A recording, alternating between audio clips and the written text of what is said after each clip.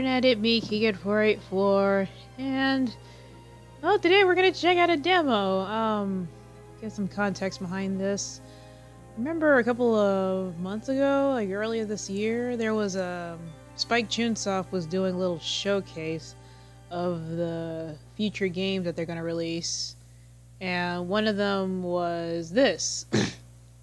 This is 428 Shibuya Scramble. Let me get the blurb up. Let me get that real quick. See.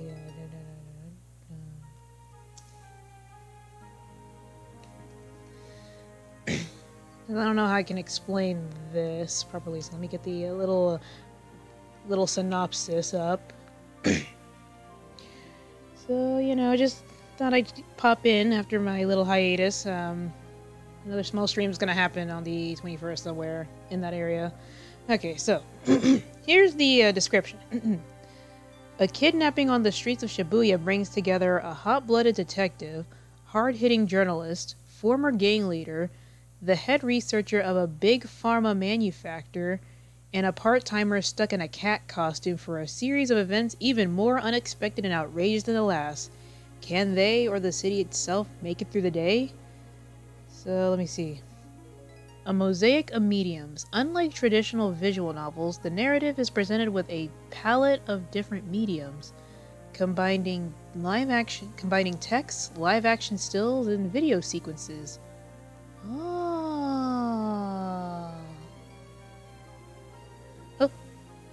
I see a large chunk of text in the chat. What is it? Ah, goody! User, Yuzado! Hi! Let's see what else does this have. Hope you guys enjoy this little demo. And then after that, I'm probably gonna play some... Next time I stream is gonna be either Bomb Chicken or,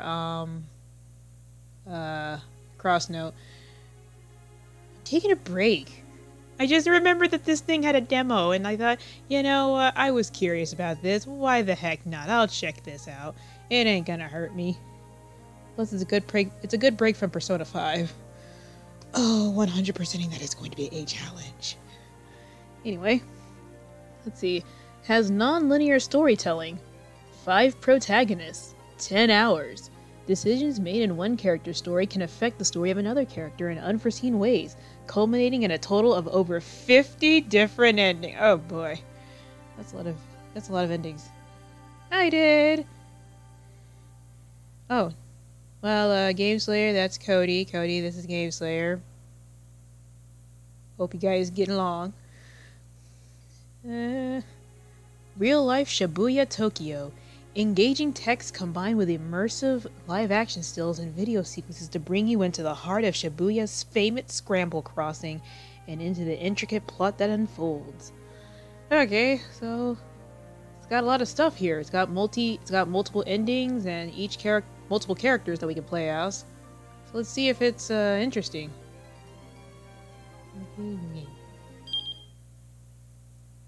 Oh, so there's bookmarks. Okay.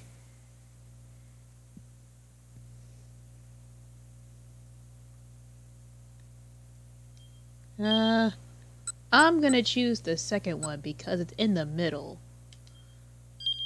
Do you want the guide to gameplay to be displayed? We recommend that first-time players select yes. Do I really need a guide to read? Sure, I'll turn it on. Unless there's like minigames.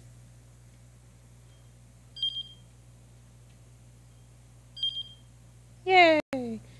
The story is a work of fiction. Name, characters, and places and incidents are products of the author's imagination, are to use fictitiously. Any coincidences are coincidental.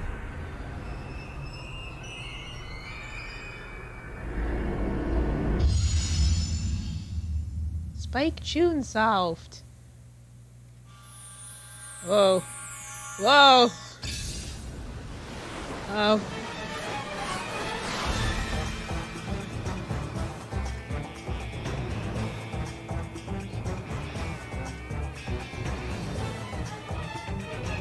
Whoa. This looks serious, yo.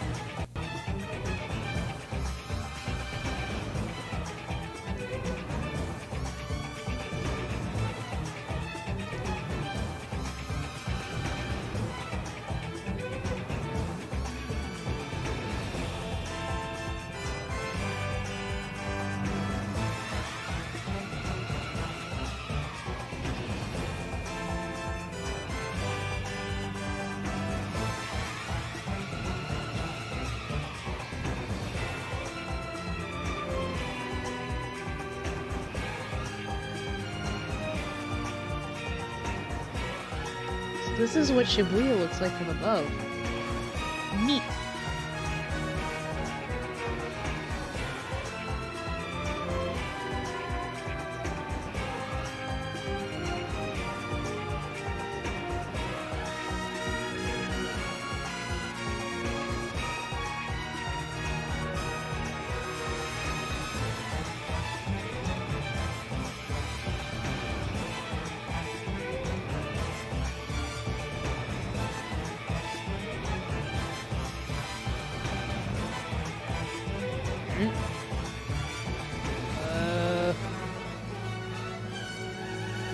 What was that? Is that like a hot air balloon?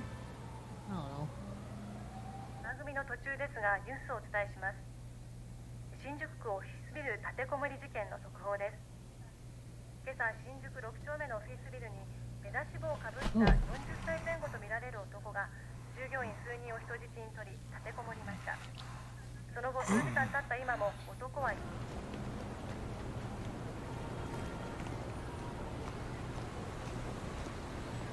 会社員の話によりますと、立てこもっている男は北島という男である可能性が高いとのことです。その男は以前からこのビル内のある企業との仕事上の取引があり、金銭上のトラブルが絶えなかったということです。今回の立てこもりはそのトラブルに端を発したものではないかと見方が強まっています。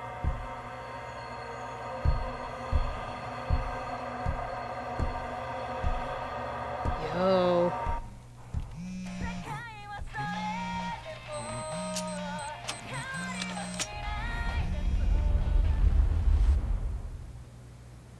Oh no.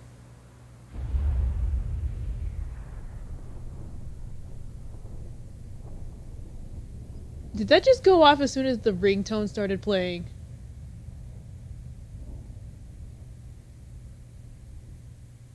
Shibuya's story is yours to tell.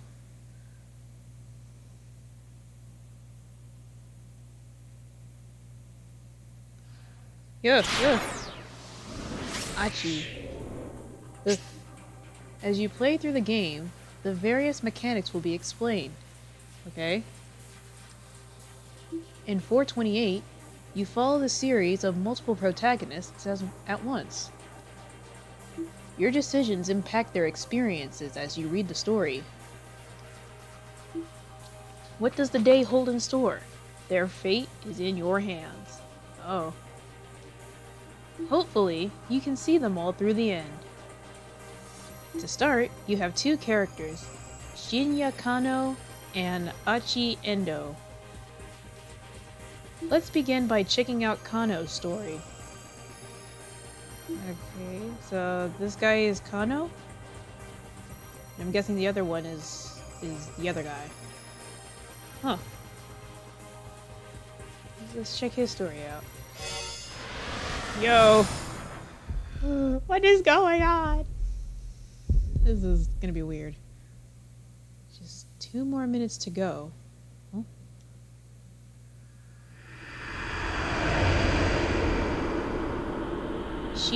Shinya Kano noted the time again on his watch, scowling at the slow creep of the second hand. The time was 9:58 a.m. Furrows of consternation creased his forehead.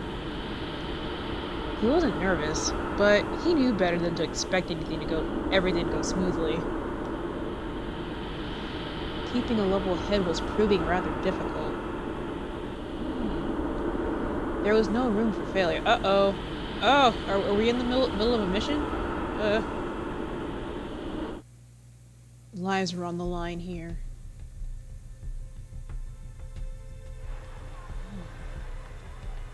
He eyed his surroundings.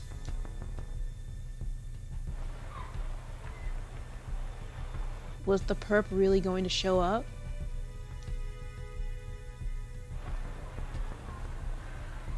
When? Where would he be coming from? How would he make his approach? Oh. The Shibuya Scramble was as packed as ever. Oh, so that's why this game is called Shibuya Scramble. Okay. A throng of people crossing this way and that, blissfully unaware of the dozens of detectives hidden in its mists. Ooh. I mean, they're all wearing suits. Alright, another minute and a half. Kano glanced down at his watch yet again. A mere 30 seconds have passed. Detective Kano had been with the enforcement arm of Shibuya's Criminals Affairs section for a year now, but he'd never been part of an operation this big before. He eyed the young woman standing beside the statue up ahead. She was small enough to get lost in the crowd, and she carried a nondescript attaché case.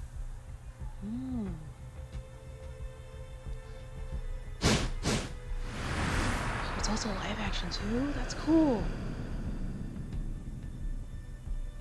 Hitomi Osawa, age 19. The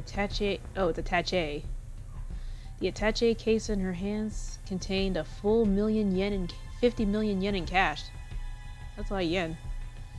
Yesterday, her twin sister Maria had been kidnapped. There's a Sonic joke in there somewhere. This was the ransom payment. The culprit had called Hitomi last night, at home, referring to her by name and telling her to wait by the statue of Hachiko in Shibuya. Hey, I've seen that in Persona 5. It was almost time, but nothing. Kano was staring fixedly at the second hand on his watch when a homeless man sitting on the sidewalk murmured just loud enough for him to hear. Come on, Kano, quit looking at your watch so much. Oh, he must be like a spy. What if the kidnapper sees you? That's so cool! Kano tried to look nonchalant as he lifted his eyes, but the scruffy character continued. You're too nervous. Just relax already. You're the one acting suspicious, Sasayama. Kano frowned. Why would some homeless guy be talking to me? Yeah, he's got a point there. A homeless guy talking to a guy in a suit? Very suspicious.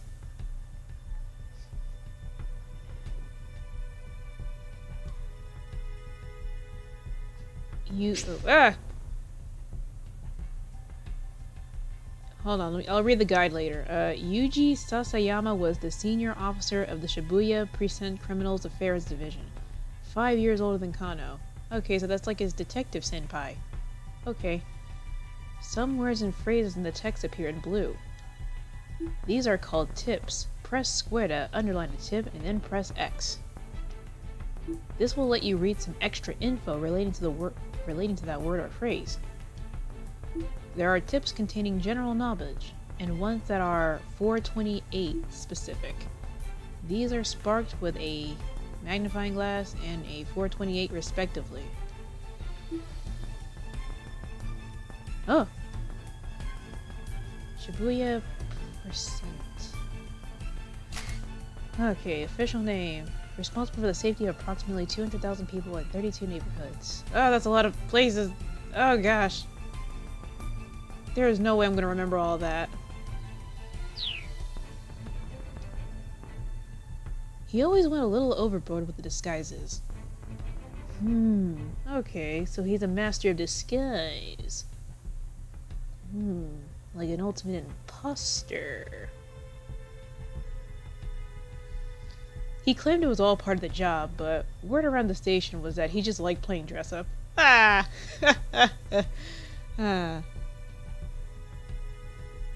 Oh! Hey pal, spare some change. Okay, now he's just having fun. Sasayama lurched to his feet and shuffled in close to Kano. Hey, knock that off! Fittingly for the part, Sasayama reeked pretty badly.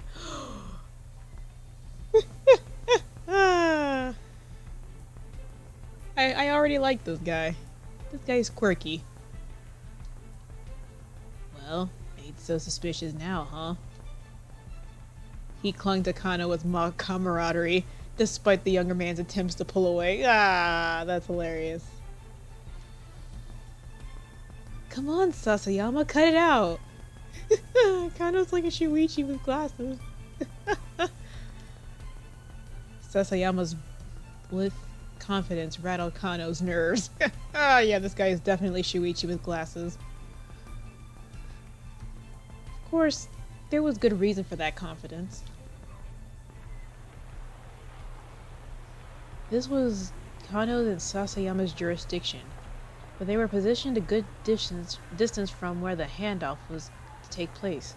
Oh, you can barely see the blue in the text. Okay, jurisdiction procedure.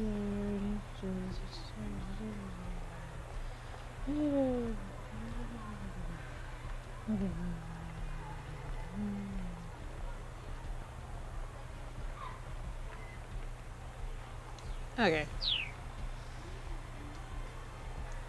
The statue of Hachiko was surrounded by elite investigators from one of HQ's special investigation teams. Man, that is hard to read. Also, you can barely see the blue in the text. Sometimes 2 or more tips will appear on a single screen. Press square repeatedly to change which words are underlined. Highlight the tip you wish to read, then press X. Okay. Or press OK to return the reading story. Yeah, can you like make the blue a little bit darker? Because I can barely tell if it's blue. That's borderline white. Okay, statue of Hachiko. The bronze statue of a dog erected in 1934. The dog was famous for loyalty, waiting for his absent master. Well known as a meetup spot outside of Shibuya Station. Other popular meetup spots at the station are the display car for the original Tokyo 5000 series, commonly known as the Green Fog, and Moyai statue by the west entrance. Oh, so they're like famous. Okay, so like this game teaches you about stuff too. Neat. And I've seen that that dog statue in Persona 5, because I don't know. I guess Persona 5 is like a replica of actual like Tokyo and Shibuya and all that good stuff. And they mentioned Shujo or whatever, which is a red light in the beginning, which is like I think it was like Shinjuku or whatever, which is I know from Persona 5. Said a different franchise. I know Shinjuku is a red light district. If Persona 5 is teaching me stuff correctly. Anyway, moving on.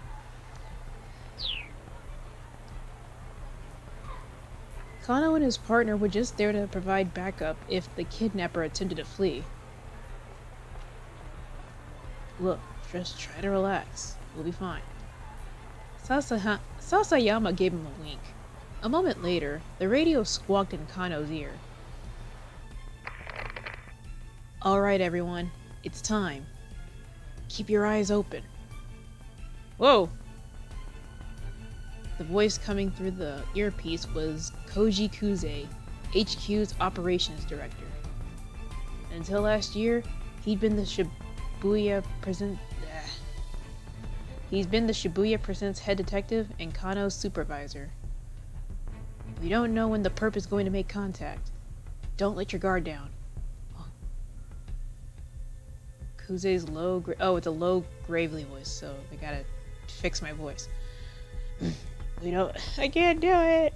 Guy voices. I'll try and go as deep as I can.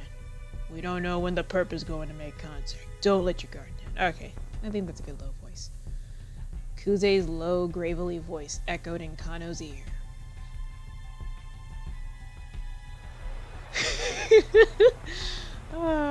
Sasayama. You don't sound too worried, Kuze. Kano winced at Sasayama's words. How can the man be so nonchalant? The appointed time had come and gone. Something should be happening. Whap! Kano smacked himself in the thigh to release a little tension. The sound was louder than he intended, though the suit hid his muscular physique. It did little to dampen the noise. Oh. Apparently Shuichi is built. He needs to stay focused. He might be called to action at any moment. The department handled abduction cases according to a certain standard investigation procedure. Was it an attempt to extort money, or was the motive something personal? The answer to that question determined how they deal with the criminal. Based on the investigation team's initial findings this time around, they probably weren't dealing with a professional kidnapper. Still, in all likelihood, it was someone with quite a long rap sheet. Probably someone who knew the family, but so far, they had few leads on who might bear such a grudge. With the situation so unclear, the plan was to apprehend whomever came to make the handoff on site. If the culprit ran with the money, there'd be no guarantee of the hostage's well-being. Still nothing. Yes, Sasayama muttered. There he is! Oh! He's here! Oh, it's the guy. There he is, he's here! Kuze broke in, his voice sparkling into an excited chirp. Oh! So this is Kuze's quirk? Hold on one second.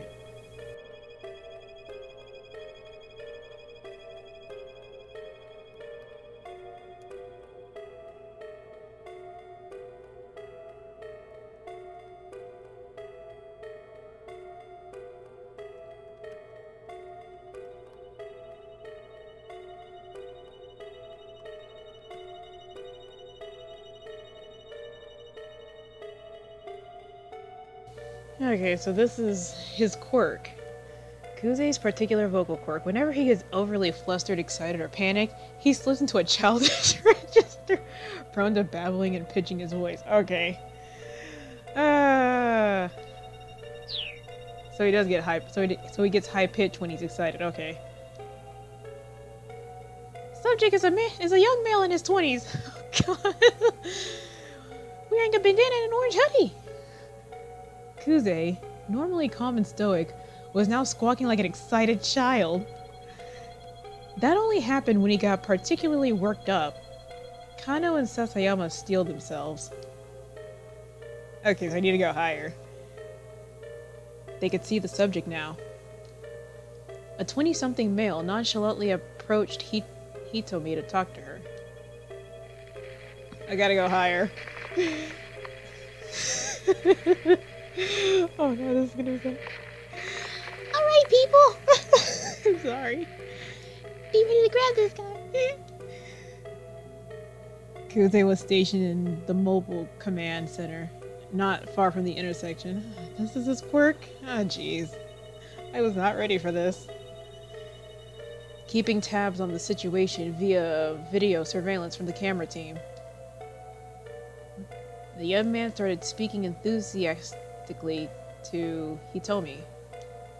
The detectives watched, uncertain. Was this really the kidnapper?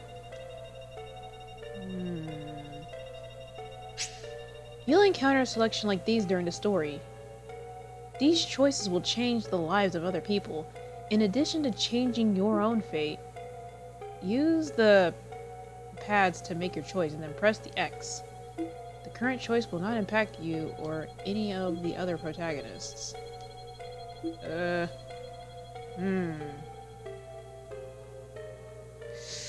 I mean, he's just talking to him. Jeez. I feel like this is too easy. I'm gonna go with B. The situation still wasn't entirely clear. He needed to get a better look at things. The newcomer held a bundle of letter-sized paper which he showed to Hitomi as he went on talking. He tried to hand her one of the papers, but she pointedly ignored him. Undeterred, the man kept trying to foist it off on her. He told me refused to respond, becoming as motionless as the statue of Hachiko behind her. Until finally the man gave up and walked away. Whew, okay. False alarm.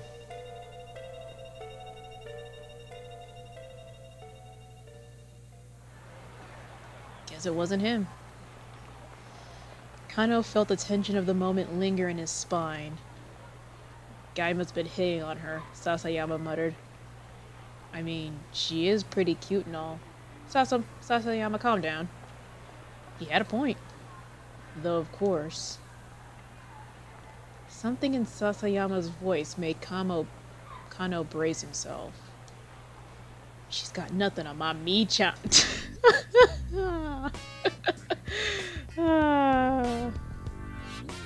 Mi-chan was Sasayama's wife. They got married just last month. Aww. What's up with his face? Let me tell you, Kano, married life is the best.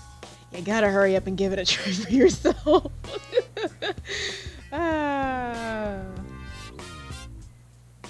This was Sasayama's favorite topic lately, and Kano was getting more and more fed up with it. Sasayama, come on, just knock it off, okay? The phrase had become a common refrain of his since the department partnered them. Fine, fine. Let's talk about your girlfriend then. Huh? No, you can't now? You can't be serious. Sasayama leaned in close again. What's she like? We're not having this conversation. Kano muttered, looking away. Aw, come on. Sasayama set his hand on Kano's chest, still playing the homeless troublemaker. Show me your phone. Let me see your lock screen. Huh? Sasayama paused for the phone. Oh gosh. You've got a pic of your girl on your lock screen, yeah? I do not. But he did. It was scary how on the mark Sasayama's instincts were. You know, Sasayamas remind me of a certain character that I don't want to mention. Hey, cut it out. We're in the middle of an investigation. Man, this guy really is Shuichi with glasses. I am investigating. Sasayama chuckled as he plucked the phone from Kano's pocket. What's up with his face? His face scrunched up with astonishment as he looked at the lock screen. He just sees a picture of Kaede. The heck is this? What is this weeaboo crap on your lock screen? It's not... Ain't this Masami Nagahama? Who's that? A national star. Tends to play the heroine on national morning soap operas or in national historical dramas. Her songs have been a series of national hits, and she's even slated to the host... Everything about her is national. Okay, so... she's huge. Kano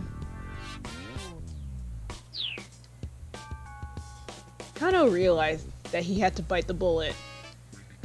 No, that's my girlfriend. Her name is Rumi, and she's... Sasayama cut him off. You're telling me this ain't Masami Nagahama, the famous actress? Because this right here is Masami Nagahama. Oh, yeah. Just throw in the towel. Like I said...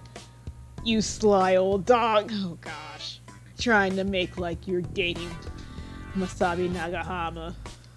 I am not. I mean, I guess Rumi does kind of look like her. Sasayama let out a huff. For real? You really think I'm gonna fall for that?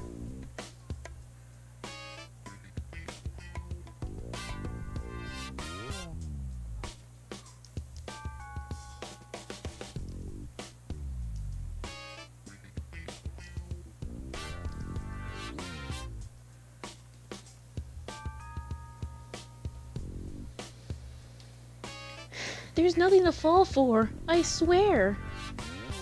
Sasayama scowled, unconvinced. Alright, then why don't you marry her? Kano stammered, but he had no answer. The truth was, he would have happily married her already, but there were obstacles that needed to be overcome. What? Does she like the piano more than him? Nah, just kidding. Okay, playtime's over. Let's focus on the job. Sasayama handed back Kano's phone and turned his gaze back to Hitomi. Kano let out a quick, uneasy sigh, but his shoulders didn't feel looser. Maybe Sasayama had been trying to relieve a bit of the tension. Maybe he should be grateful. Aw, he really is that one guy that I refused to mention.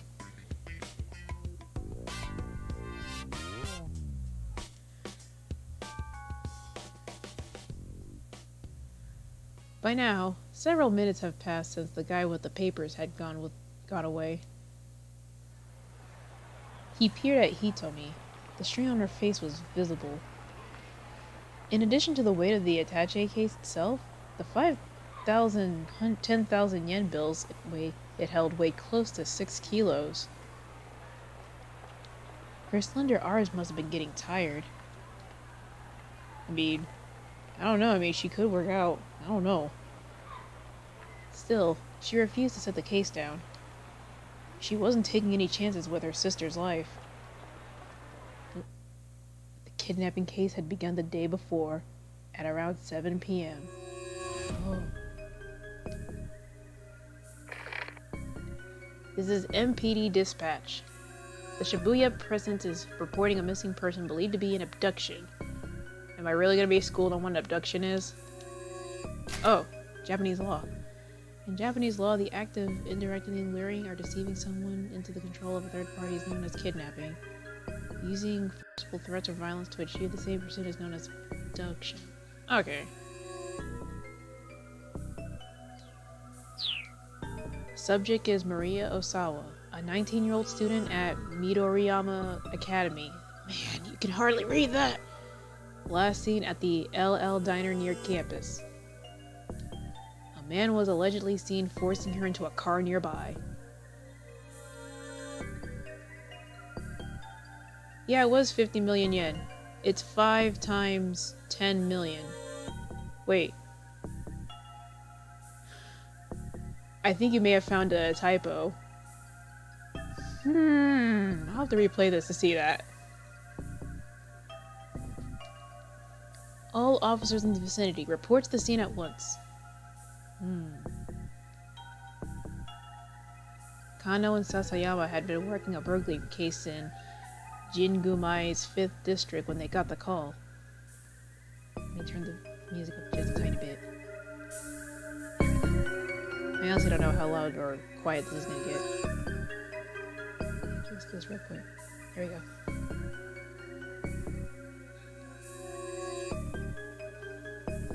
The two arrived at the LL Diner at 7:15 p.m.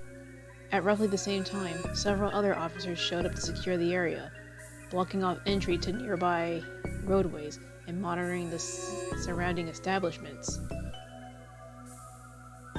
Inside the restaurant, Kano and Sasayama were met by the girl who reported the kidnapping. It was the victim's twin sister.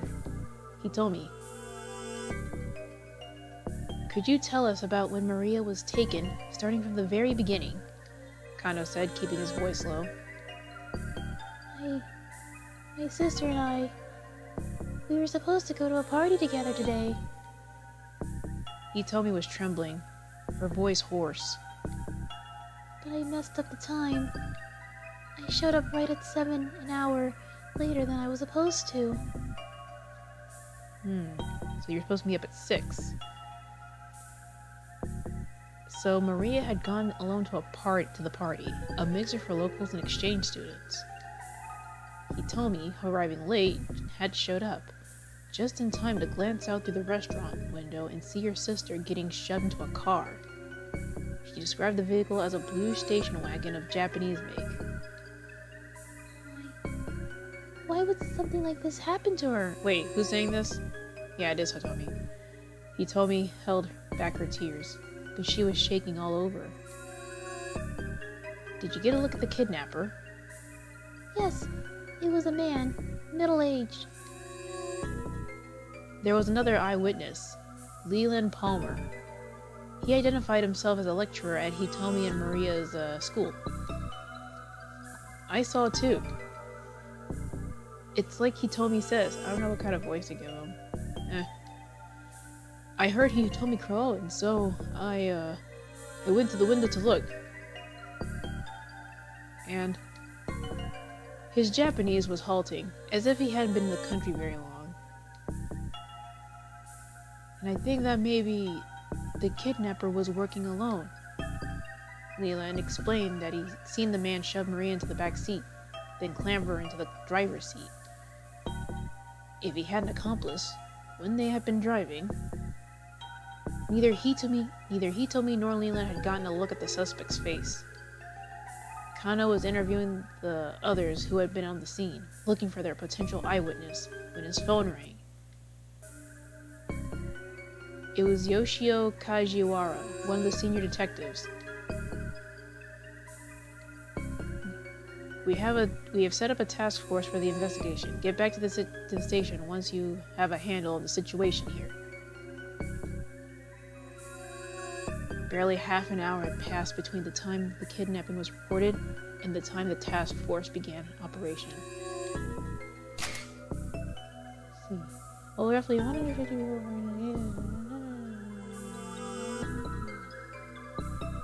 Okay.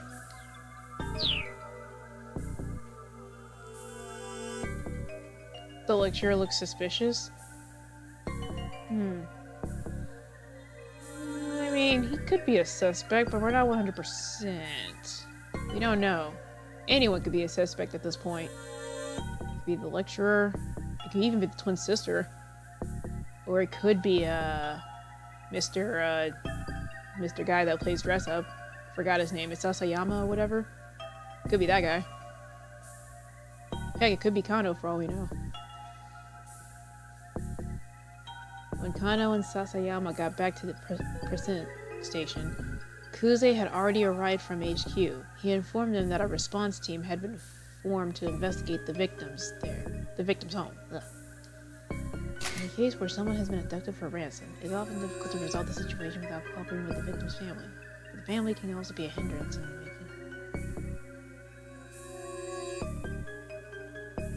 making.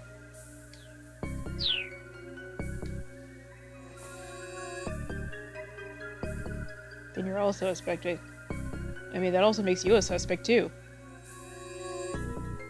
Kano could feel a peculiar tension in the air. Unfamiliar MPD detectives scurried to and fro around the Shibuya offices. He pulled one of them aside to get a quick update. An hour had now passed since the kidnapping. There had been one new development. The perpetrator had made a threatening call to the victims' homes. Oh no! He said the following. Tomorrow, 10 a.m., by Hachiko in Shibuya, have the sister Hitomi bring 50 million yen. If not, the girl's life is forfeit. Oh my. Kajiwara from the precinct was put on the response team, along with the detectives from elsewhere who'd received special training in abduction cases. Does that guy have a banana? Normally, a local precinct detective wouldn't have gone undercover at a victim's home. Kuze, however, had decided that having a knowledgeable local was crucial, and had sent Kajiwara along. Detectives disguise themselves as delivery people and movers to make their way inside without arousing suspicion. Sasayama must be having a fun time playing dress-up again. Arriving there at 8:30. The response team had come prepared to run a trace if the kidnapper contacted the family a second time. But there were no further calls.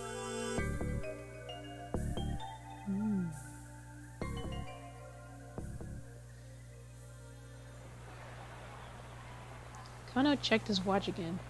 20 minutes had now passed since the time designated for the ransom handoff. The kidnapper had yet to appear. Crap. Crap, you think we might have spooked him? He wondered aloud. Hey, stay calm. Sasayama scanned the passing throng. He's just playing with us. Why'd this guy even pick this place? Kano voiced the question he'd been asking himself ever since he heard the kidnapper's demands. Sasayama shrugged. Figure he must want to blend in with the crowd, nab the money, and disappear before anyone knows he's there. Would be my guess. In any case, why not pick Shinjuku or Ginza? The big crowd didn't just benefit the kidnapper after all. It also allowed the police to use the sea of people to conceal their own operation. Right now, there were 50 detectives stationed within a 50-meter radius of where Hitomi stood. The kidnapper would be taking a major risk if his plan was to nab the ransom money and run. That's what bothered Kano. Any criminal with half a brain would know better than to do a handoff in front of Hachiko. You're overthinking things, pal, Sasayama grumbled. No, I'm not. Kano reached into his pocket and pulled out his notepad. This was Kano's dick diary, which he's always kept close to his hand. Good choice of words, game. Good choice of words. Sasayama rolled his eyes. That thing again? Kano ignored him, flipping through the notepad pages. Aha, here it is. Wording game. The more irrelevant something seems, the more relevant it's bound to be.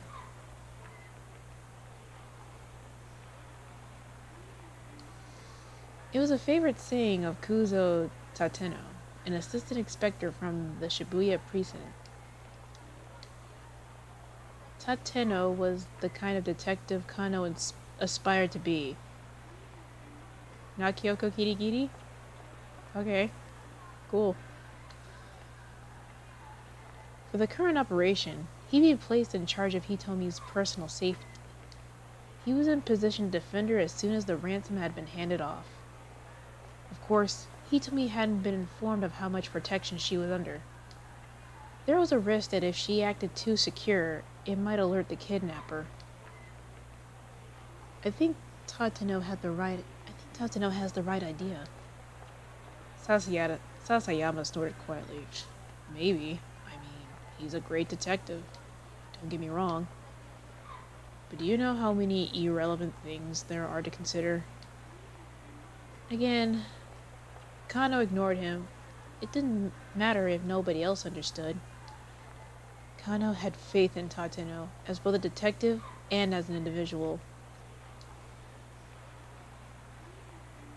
He had first witnessed Tateno's brilliance during a standoff at a financial company 3 years earlier.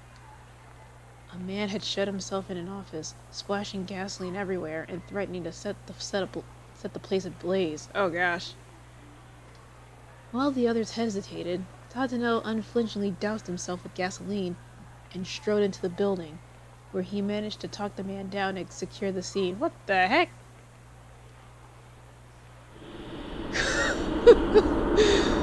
Oh my gosh, he's so amazed. The others had been awestruck by Tateno's actions. And Kano, who at the time had been content to be a run-of-the-mill policeman, had found it quite inspiring. I want to be just like him when I get older. God, jeez. You think that's the kind of look Shuichi gives to Kyoko? Still, you know. Oh, that's Sasayama talking. Still, you know. Sasayama murmured under his breath. As great as a detective as Tateno is, it's not like anyone else in the world has ever heard of him. I suppose not. Kano says. So? Only time anyone ever hears a cop's name is if he's caught up in some scandal or killed in the line of duty. I think you're missing a double quotes. I mean, doesn't really seem that fair. Doesn't really seem fair, does it? Kano just shrugged. It was a strange definition of unfair, really. I'm guessing this is Kano talking. I mean, you've got celebrity chefs and celebrity hairdressers and stuff. So, how come no celebrity gumshoes, you know? Oh. Okay, that was Sasayama talking. It's hard to tell. Anyway. Okay, so all that previous stuff I said, that was Sasayama. Now it's Kano talking. Look, please, can you just focus on what we're doing here? Kano rubbed his eyes, then turned his attention back to Hitomi. What's the matter? Didn't sleep? Not enough, I guess. Did you eat? Here, have my banana. No, thanks, I'm good. That would just create too much attention to receive a banana from a homeless guy. Didn't have time. Between bringing in supplies for the base of operations, readying the team's vehicles, photocopying hundreds of documents, and various other tasks, Kano had barely slept the previous night, and hadn't gotten a meal in either. Oh jeez.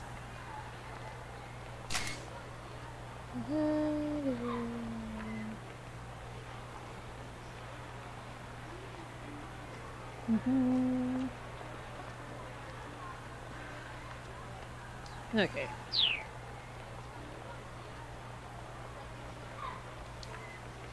Celebrity gun shoes. This isn't Detective Conan. Let's see. What have you been doing? Sasayama puffed out his chest. Saving up my energy for... Oh. Wait, I think that's So what have you been doing? saving up my energy for today. So you were sleeping. Kano gave a wry chuckle at his partner's lack of shame. I think that could be the other way around. There he is! Kuze's voice chirped suddenly through Kano's earpiece. A man in his 20s is wearing a sleeveless red jacket. He's carrying a garbage bag. Oh, snap. A young man had emerged from the crowd about 15 feet from where Hitomi was standing. He strode toward her, a sinister look on his face. He didn't match Hitomi's description, but Kano felt a jolt of nerves all the same. Maybe the kidnapper had hired some young street punk to snatch the ransom payment. But he's wearing an eco shirt. So he must have some good in him. He cares about the environment. That our guy? What do you think, Kano? Sasayama whispered. Yeah, I think he's gotta be. This was it. Kano swallowed the lump in his throat. Uh-oh. Uh-oh.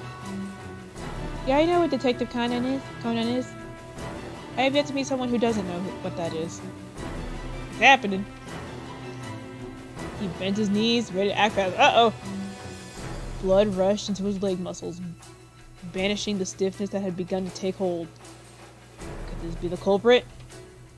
Perhaps. The young man tried to snatch the briefcase from Hifumi, but she clung to it with desperate strength. It was him! The detectives rushed in. Whoa, hey, what the hell? The young man cried out frantically and tried to dart away, but the officers closed in, forcing him bodily to the ground. Target secured! Oh geez, I think we've got another suspect on the scene. Eek! He's taken the ransom! Uh-oh! Kuze's... I can't read that word! White text on white background! Oh, that's Kuze with his baby voice. Kuze's hysterics made Kano spin around. Sure enough, a foreign-looking man was sprinting away. It was the lecturer! Attaché case in hand. A mob of detectives scrambled to pursuit. Before Kano could react, most of them had run off, leaving him to look after the original suspect.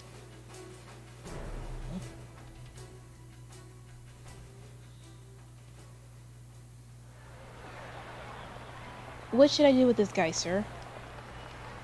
He might have some connections to the kidnapper. Should I bring him in? Huh? Oh sure, that'd be swell. I'm on it. With the help of one of the remaining detectives, Kano brought the suspect back to the Shibuya precinct.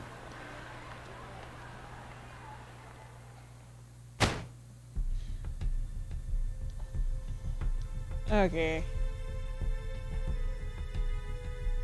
Guessing that's the thug talking? What voice do I give him? Look, how many times do we have to go through this? Cut the crap. I don't know if that's the detective or the gangster. I don't know.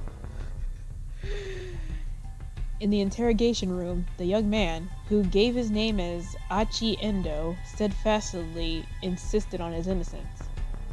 Why'd you try to steal the case? Kano watched Aichi's face intently. Like I said, it looked heavy, so I was just trying to help her out. It wasn't inconceivable that a young guy would want to help a pretty girl. But Hitomi had just been standing there, hardly in desperate need of assistance. Yeah, she didn't look like she was in pain. She hadn't set the case down, so I'd... Oh, that's the guy talking. I thought it was the lecturer too, you know? She hadn't set the case down, so I'd figured there had to be something important inside.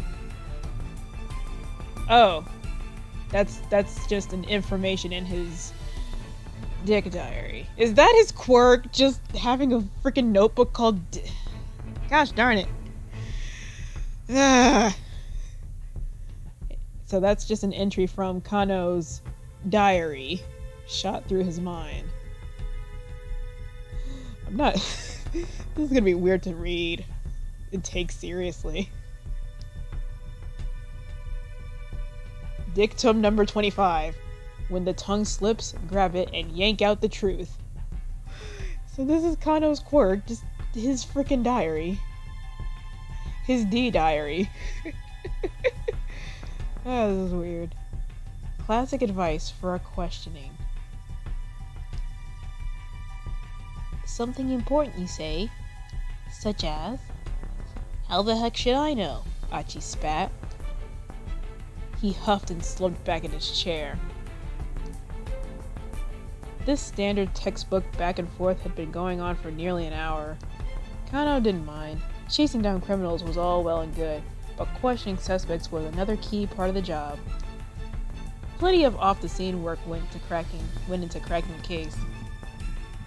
Once again, he had Achi explain what he'd been doing, starting from the beginning. When Kano finally emerged from the interrogation room for a short break, he learned that there had been some progress on the case of the crime scene. What the police hadn't been able to determine yet, however, was whether or not Maria was safe. We gotta protect Maria! Fighting back his anxiety, Kano consulted his D diary.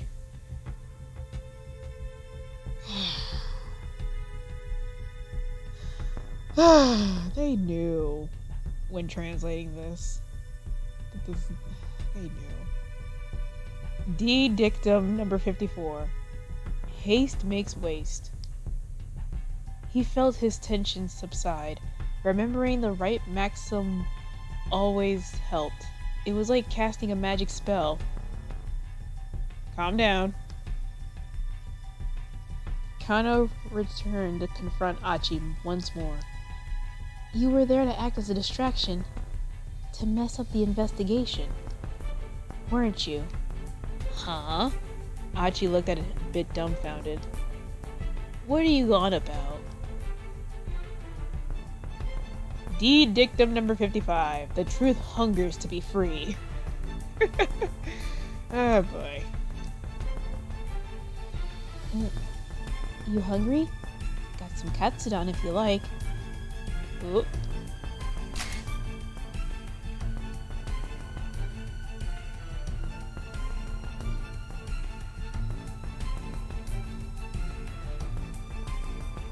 not typically the sort of thing a policeman offers a suspect during it. This could be seen as baiting with food, and it's to be avoided. I think there's a Pop Team Epic sketch about this.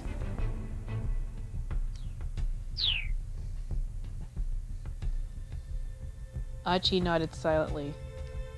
Oh, that looks so good. Achi devoured the bowl of katsudon with gusto. He looked like he hadn't eaten in a while. Alright then, spill it. What's this guy after? Achi just shrugged. I don't know, he murmured, a thick slice of egg-laden pork between his teeth. How many accomplices do you have? Kano asked, but Achi just shook his head as he inhaled his food. Resignedly, Kano flipped through his notebook once more. Oh. Let's see. Number 115. Use the lights to your advantage.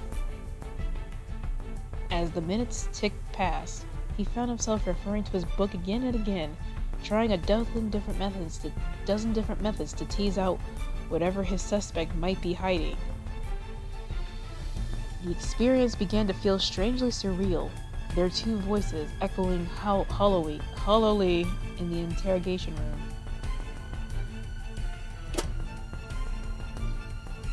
Eventually, Kano looked at the clock and realized that the questioning had been going on for nearly 5 hours. He still hadn't made any headway. What was he supposed to do next? Tatano would know, but he sure didn't. Still, he was determined to do whatever he could to keep the victim and her family safe.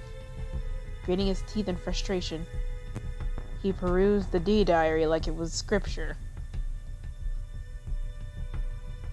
Number 116. The monotonous questioning was clearly tiring Achi out. His eyelids drooped like they were beginning to get heavy. Number 117. Get them when they're tired. Okay. Kano's eyes gleamed. You're part of some criminal gang, huh? Oh. Achi's head slumped forward heavily. Nodding off was basically the same as nodding yes, right? I don't know. Mr. Kuze, I did it! The young guy we nabbed got the handle. He finally confessed to the crime! Really?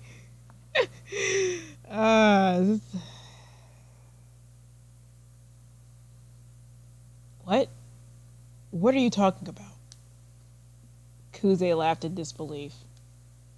We're just about to apprehend the mastermind here. Huh? Kano clutched his cell phone, dumbstruck. Listen, why don't you,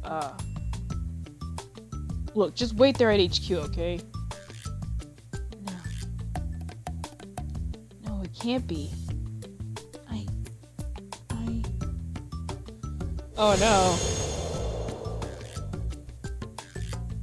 Kano? After the kidnapping case wrapped up, Kano attended his No! Guess I'm not cut out to be a detective after all, he thought. No! Did we get the bad ending? He dropped the D-diary on his desk as he left the Shibuya precinct for the last. No!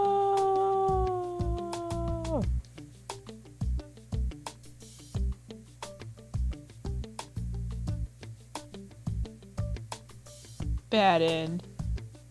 Number 1. So long, Shibuya. Kano wound up at a bad end. However, this does not mean that the choice you made for Kano was the wrong one. Huh? One of the other protagonists, Achiendo, has an impact on Kano's fate here. You can avoid a bad end by making proper decisions in another character's story. For a detailed hint, check the tip by underlining the bad end title. Huh? Select hint. Kano had every reason to suspect Achiendo, but arresting him turned out to be a mistake. If Achi hadn't approached Hitomi, this wouldn't have happened. Try playing Achi's story up to 10:30 and make a choice that keeps him from going up to her. If you do that, Kano won't even have the chance to arrest him, and things should play out differently. Oh.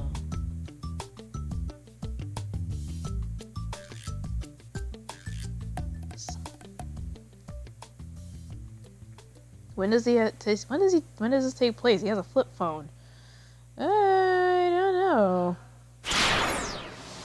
I mean, I do know that this game was originally, I guess, a Wii game in 2008.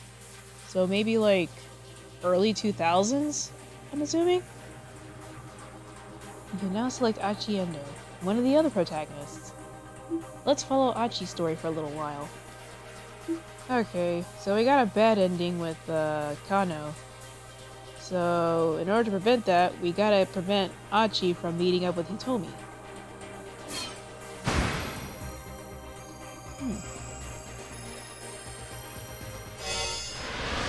Oh.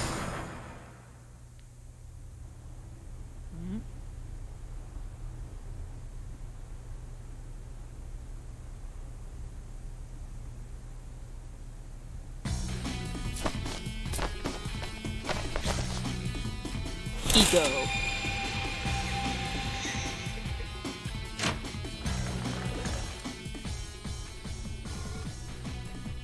Achi Endo called out at the door to his father's room. I need to figure out this boy's voice. Okay, I'm heading out. Sure. His father sounded unconcerned. He didn't even open the door. Sure you don't want me to stay here? You sure you don't want me to stay here in the shop? Not like we're gonna get any customers. Oh, that's Achi. You sure you don't want me to stay here at the shop? It's not like we're gonna get any customers. Achi grimaced. Yeah, I guess not.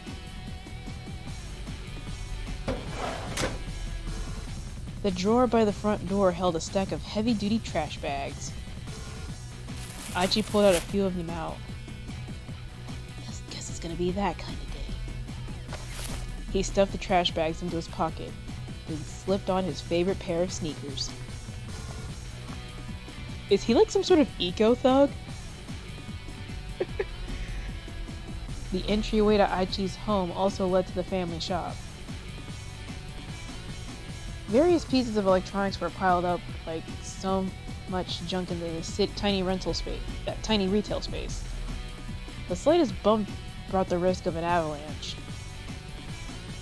Achi wove his way through the gaps in the appliances like a spelunker exploring a cave. In a cave.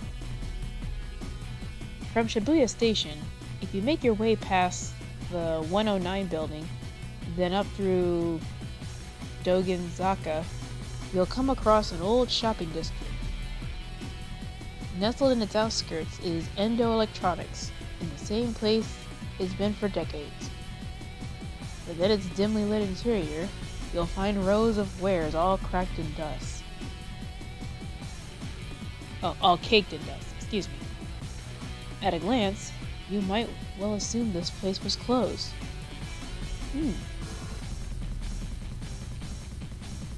A mom-and-pop place like Endo's couldn't compete with the big consumer chains booming throughout Shibuya. Oh, that must be his mom. So far, the store had remained in business, thanks to the locals who appreciated that they made house calls to do repairs.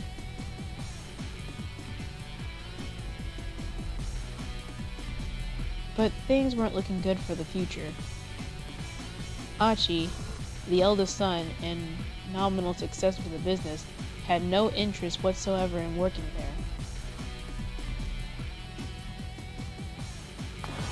Achi stepped out of the shop and into the sunny morning air. The good weather lifted his spirits. Alright, time to do this. He unfurled one of the big garbage bags, which caught the wind and fluttered like a cape. Then, he slowly made his way towards Shibuya Station, scanning his surroundings all the while.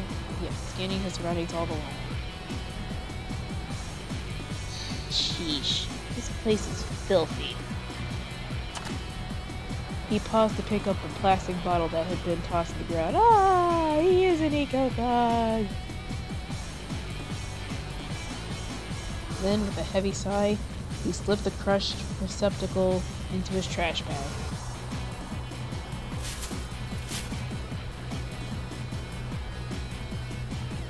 He'd been picking up trash around town like this for about 6 months now.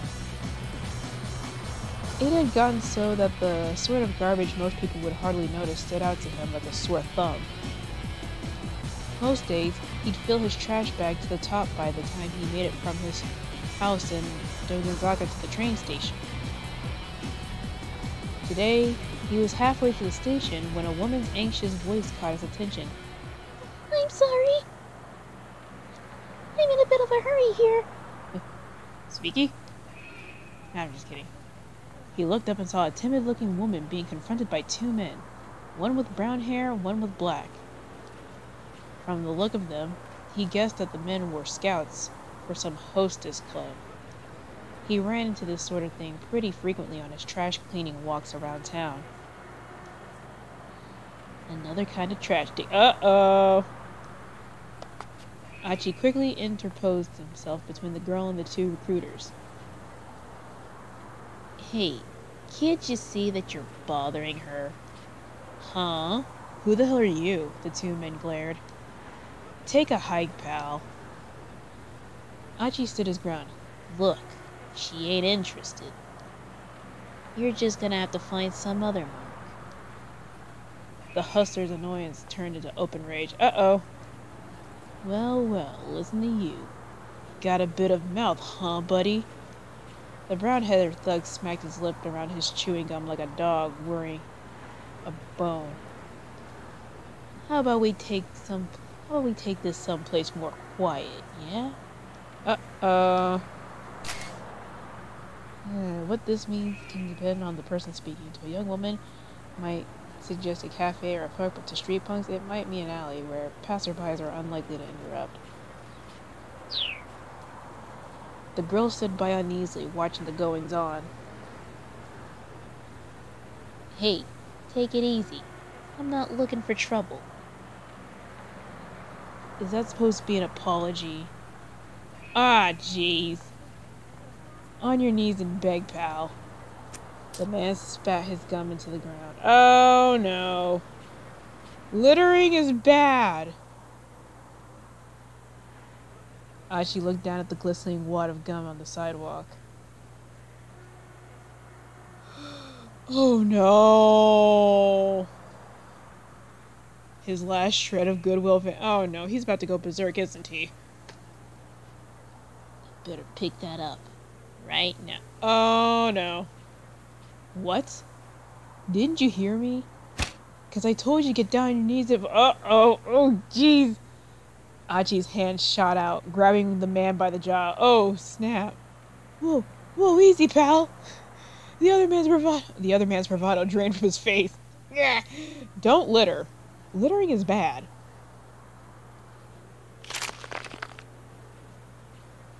Was that his face? Or was that the empty bottle in his bag? Oh, don't mess with the eco-thugs. He's about to take out the trash, yo. Achi tightened his grip on the brown-haired hustler's jaw. Sweat dripped from the man's reddening brow. Kirk. The man struggled, but Achi just tightened his grip. Gum's a real pain in the ass to clean up after it's gotten stuck to the street, you know. Ever stop to consider that? Wait, are you... The other hustler's panicked eyes has fixed on Aichi's chest. Gah! Oh, crap! That shirt, man. Wait, that actually means something? The guy's voice was starting to break. Is this guy some sort of, like, part of an eco gang or something? That's mean. It is an eco gang. Oh, no. That's Mean Clean! A guy with a Mean Clean shirt carrying around a trash bag? That means you're... His face went pale. Mean Clean? Mean Oh no! The other man echoed the words through his held shut jaw. Tears welling up in his eyes. Oh no! Get it right, pal.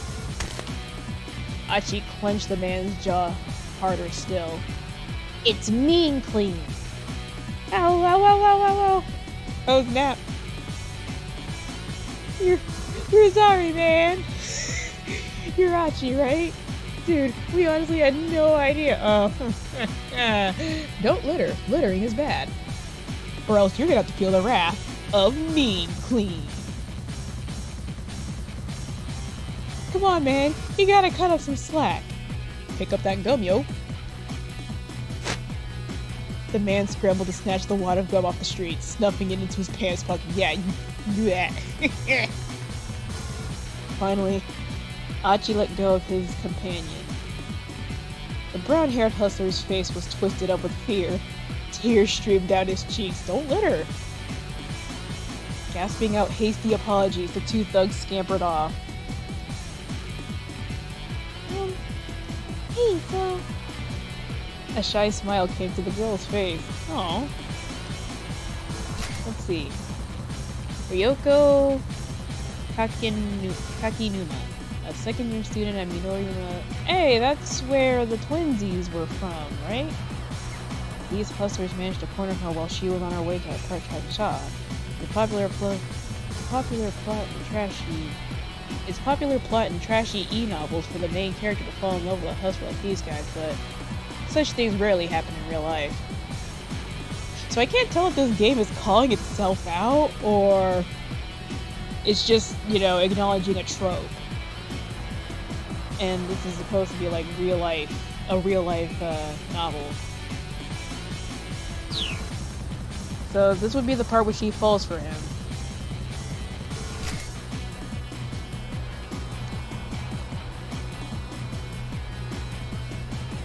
Yeah, so if this was a trashy e-novel, then the girl would probably fall for him. Thank you for saving me. No, I apologize. Huh? The girl stared in surprise. You'll run into creeps like that now and then, but don't hold it against us. Shibuya is a good town. Yeah, okay. Ah, he loves the environment more than the women's. Hachi gave her a quick lip wave and turned and continued his way down Dogonzaka. He ain't got time for love, for he is in love with the planet Earth. Hachi was Shibuya. Born and raised, on the playground is where he spent most of his days. Chilling out, maxing, relaxing, all cool, and probably shoots b-ball outside school. He was keenly aware of all the changes the ward had seen since he was a kid. He's in love with his waifu is Shibuya. I need to find memes of this. I'm gonna look really deep. Grocers, stalls, and inconspicuous little side streets, tiny parks nestled between buildings. Achi knew it all like the back of his hand. Trash, human or otherwise, had no place in this town. Not on his watch. Oh shoot. Is he like the Captain Planet of Shibuya? But like, as a street dog?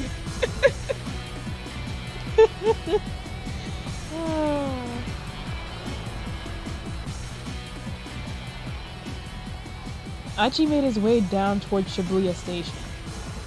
Throngs of people shuffled to and fro across the scramble. Okay, so this is the part where he, like, meets, Hitomi or whatever, right?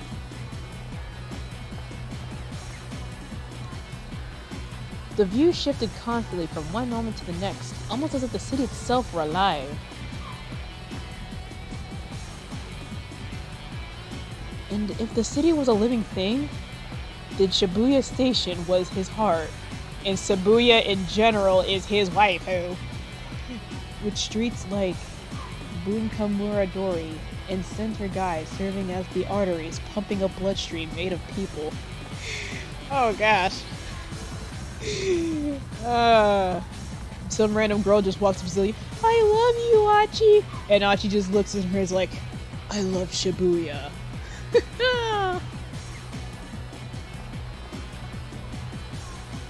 Today as ever, the heart was pumping that blood to every nook and cranny of Shibuya. And there was Achi, just another part of this great urban organism. Guess I'm one of the city's white blood cells. Which is funny because he's wearing red! Ha ha ha ha ha ha ha ha. Or wait, maybe I'm a red blood cell? Okay, so the joke's been made. Cool. Hold on. Is that right? Or did I have it right the first time?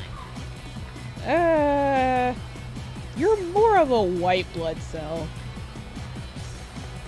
White blood cells eliminate pathogens from the bloodstream. Red blood cells carry oxygen throughout the body. Achi was probably thinking of white blood cells. I like Achi. Achi is cool.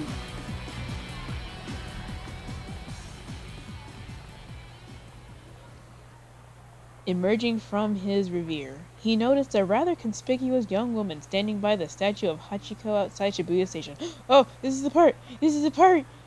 Oh my gosh! This is the part where he and Kano's fates are intertwined. Oh, she's totally my type. To be up someone's alley, to be someone's cup of tea.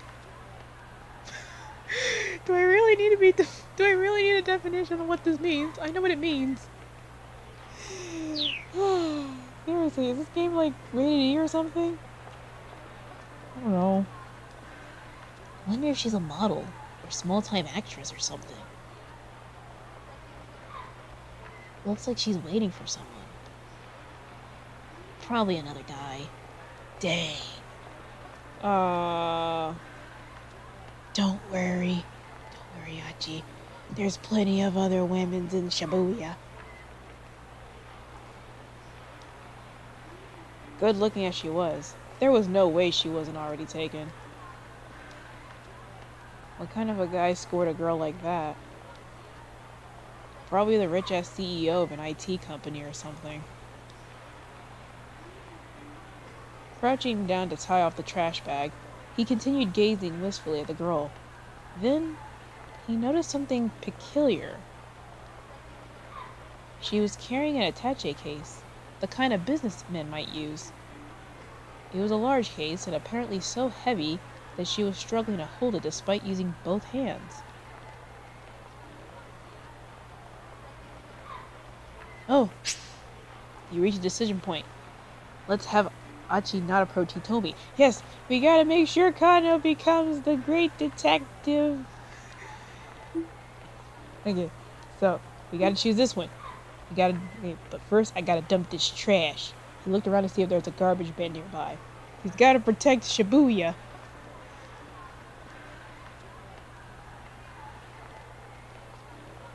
Now, Achi won't approach Hitomi, which means he will avoid being arrested by Kano. At the same time, Kano's fate will also change, and he will no longer wind up at a bad end. So let's switch back to Kano. Story using the time chart. Press triangle to open it. Oh. Okay. Whoa! Whoa. So this is the time chart. It shows the protagonist's progression through the story. Decision points are marked with that. Kano's fate has changed based on Achi's actions. Select Kano's 1030 block, then press X. Oh, okay. So there's like a time. There's like a timestamp for every, like, situation. Whoa.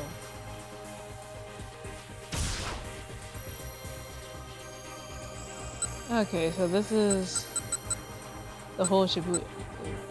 Oh yeah, so the decision we made is also a switcheroo, I guess.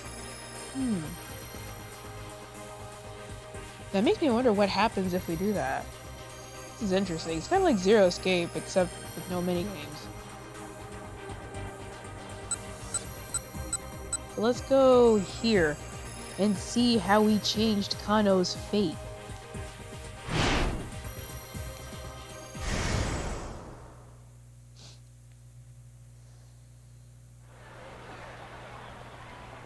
I suppose you could call it that. Kano gave a wide chuckle at his partner's lack of shame. Okay. So they were talking about like how detectives aren't popular unless they're in a scandal or they died or in the line of duty. There he is! It's Kuze.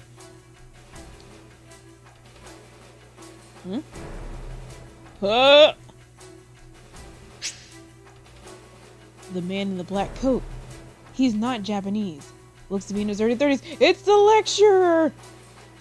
Previously, Achi got mixed up with Kano and the police. But now, another man has appeared instead. By changing what Achi did, you've also changed Kano's story.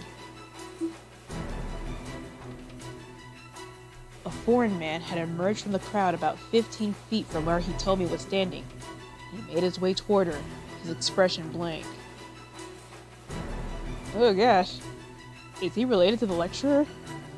He didn't match the description Hitomi had given him, but Kano felt a jolt of nerves all the same. Maybe the kidnapper was using an accomplice to snatch the ransom payment. Alright.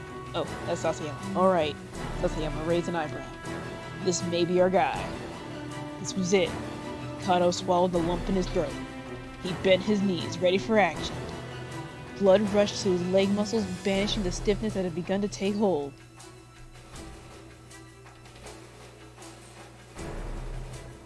Whoa, gosh. Is this the culprit? Yeah, I'm pretty sure that's the culprit.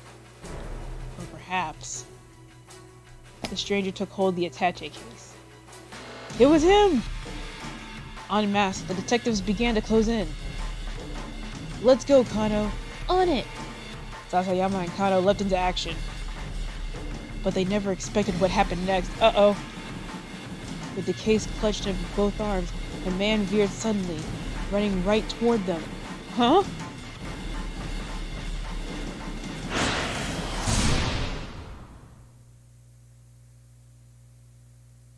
Huh? Kano's story has suddenly hit a keep out. Keep out refers to a point in the story where your progress is currently stopped. Huh? In order to advance beyond a keep out, you need to jump from another protagonist's story. At 10:30, Achi has the text, young man in a suit, set as red keywords. Checking these red keywords will allow you to jump from Achi's story back to Kano's. Huh? Now, head back to Achi's story and keep an eye out for that keyword. Oh. Oh gosh. We're gonna keep out. Try following the story from Achi at 10:30.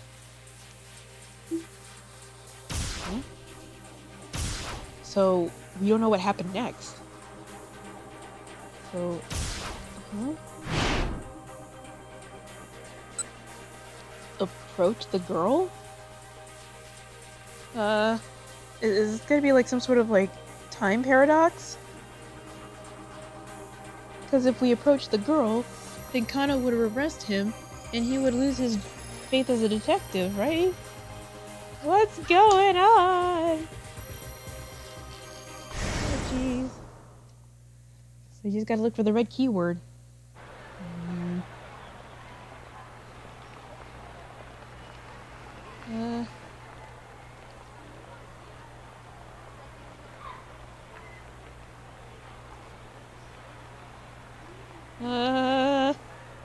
Do we push this now? No?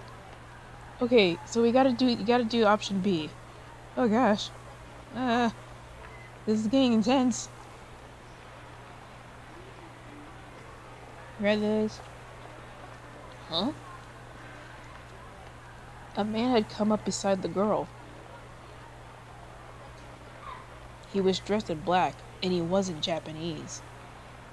It looked like they were having a conversation.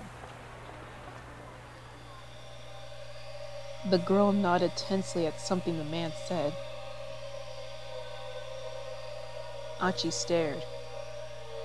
Oh, there's Kano over there! There's Kano and Sasayama! Something tells me that's not her boyfriend. The girl handed the attaché case over to the man. He took hold of it with his right hand and began walking briskly away. Whoa! Whoa, whoa! A nearby homeless man suddenly loved over Achi and broke into a run, as if he'd been waiting for this very moment. Oh gosh, sprinting alongside him was a young man in a suit. Oh gosh. Oh, so like, so we're gonna shift from Achi's point of view to Kano's? When we, like, get that? Important keywords that let you jump between different protagonists' stories. Allow you to shift between characters at specific points. This can also allow you to clear out a keep out in another character's story and let you read on. If you come across the red text, plus, okay. So we can get past the keep out.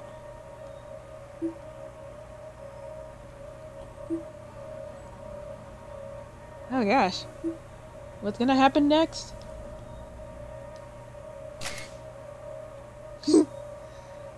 Yuji Sasayama, a detective with the Shibuya, known as the cosplay detective. Okay, pick one talent, yo! Due to the strange outfit he wears on the stakeouts, he's partnered with Shinya Kano for the kidnapping investigation.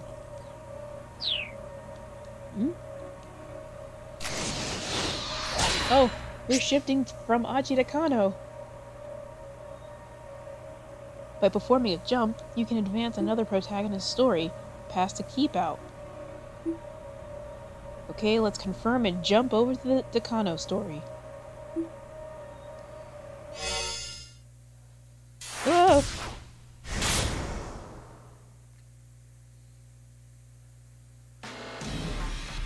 Okay, we saw this part. You did it! Jump successful! In 428, you will often need to jump to get past another character's keep out. Jump from red keywords to clear a keep out. Keep this in mind as you advance through the story. Okay, there won't be any more tutorial messages for a while. If you get stuck somewhere, try changing protagonists or making different decisions to advance. You can now use the time chart in the main menu. In the main menu, you can access gameplay explanations and data settings.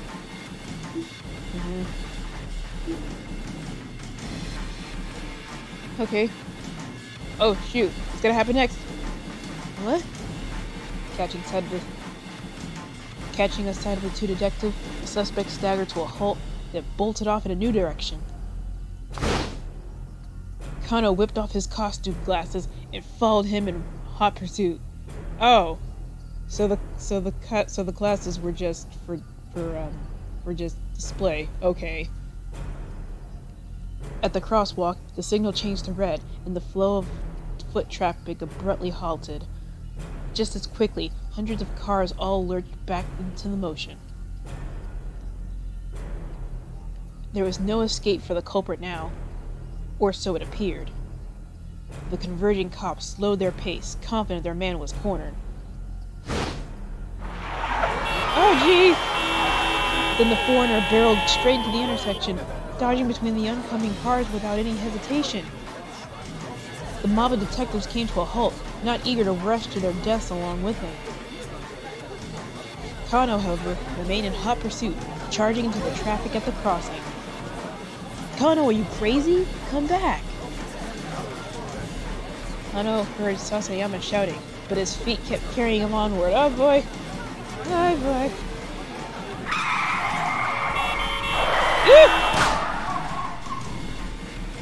Someone get hit? Oh gosh. With shouts and sirens echoing all around him, Kano closed in on the foreigner. Just a little closer, and he'd be in tackling range. He leaned forward, preparing to pounce, his eyes fixed on the culprit's feet. Now or never. Kano, back off! Don't take him down! It was Kuze, shouting through Kano's earpiece. Huh? Kano hesitated in surprise. Had he really just been ordered not to apprehend the criminal? Let him go for now. The real purpose someplace else. Huh? Purpose, police jargon for perpetrator.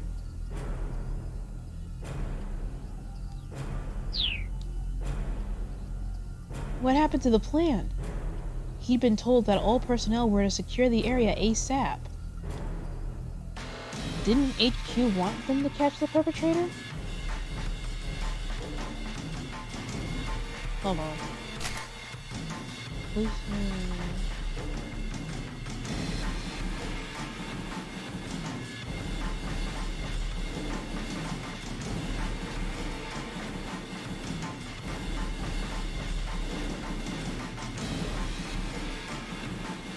Arrest team, stay on Foreigner's tail. Forensics team, get busy cross-referencing photos.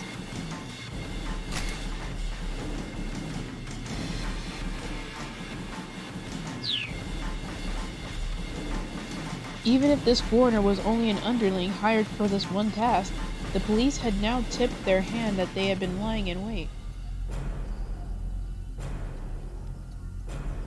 If they didn't lock things down now and get more info on the kidnapper, a girl's life might be at stake. Kano recalled another maxim from his D diary. D dictum number 12.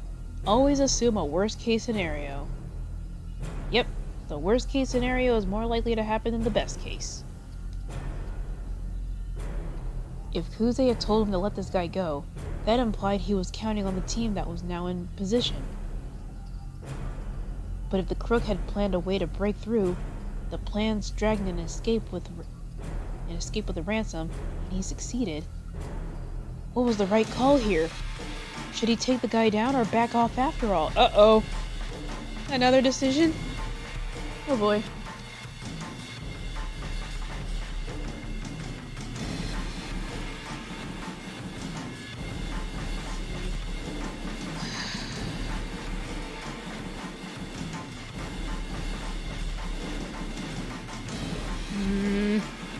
We have to assume the worst case.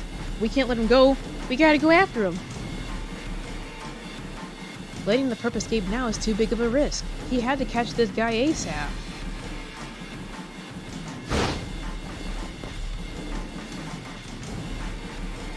The man darted down a narrow alleyway. Kano ran faster. The man sprinted through the side streets. Evidently, he knew his way around Shibuya pretty well. Eep! Someone's taken Hitomi!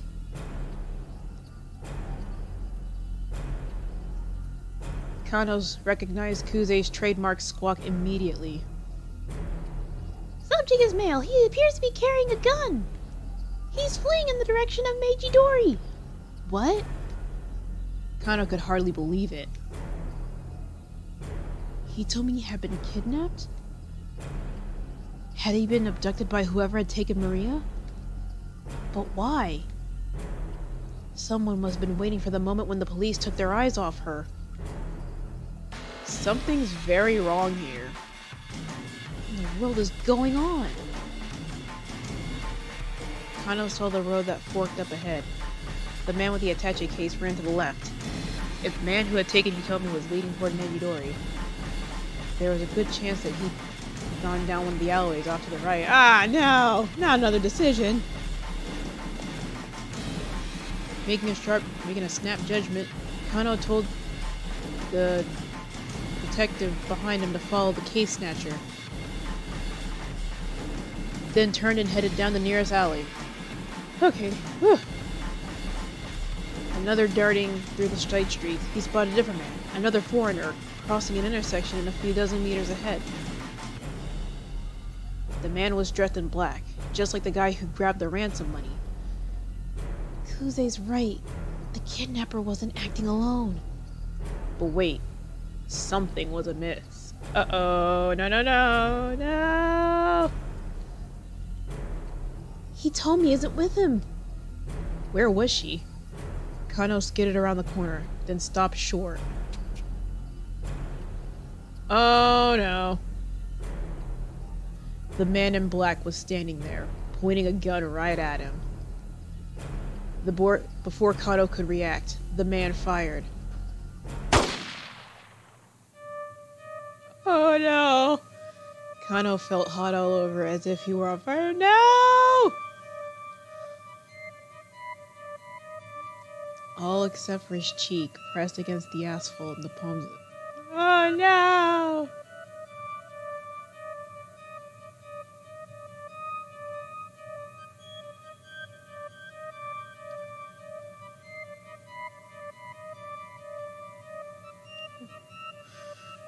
Number 4, shot by a foreigner.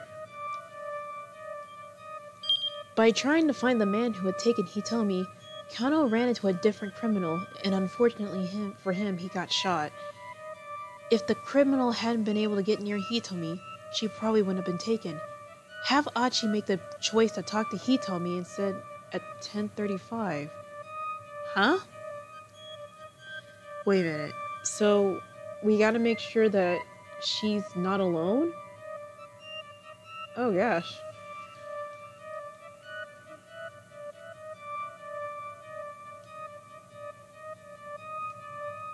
So we need to do another jump, right? So we got another bad end. So we made a jump here.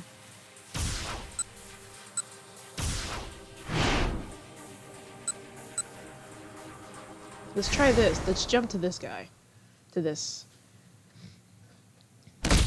Okay, so we did that. Okay. Alright, so what? Wouldn't it be a plot twist that the kidnapped sister was behind all this? You know, that would be a good twist.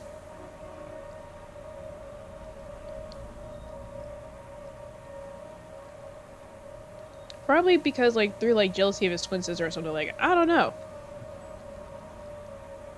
So many possibilities. So, let's see what happens when we don't make the jump. Then seemingly from everywhere, a whole bunch of other guys burst into motion.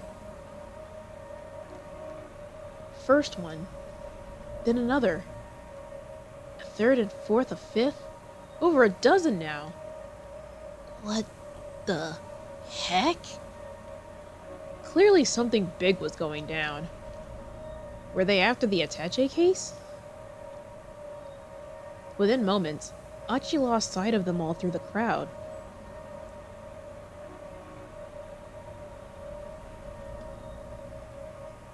With that many people chasing him, the guy with the case was sure to get caught. But wait, what about that girl? We gotta get close to her, Achi. She can't be alone. Achi turned back around. The girl was still there. She was staring in the direction that the man who had taken the case had gone, a worried expression on her face. Well, we already know what's gonna happen. We gotta get Achi to go over there because if we get him over there, then she wouldn't be alone and she wouldn't have to be dealing with another foreigner and our detective buddy Kano won't get shot. So, it's kind of obvious what we need to choose here. Achi couldn't shake the feeling that something was very wrong. Maybe he should talk to her and ask what's going on. But just as he was making up his mind, a middle-aged man in a ratty business suit shuffled awkwardly over to her first. Uh-oh.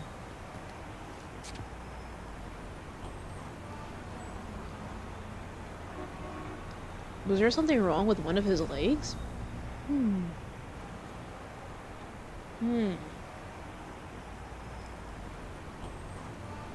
He was using a cane to walk. Then, one of his hands slipped into his jacket pocket. Uh-oh! Achi could scarcely believe his eyes.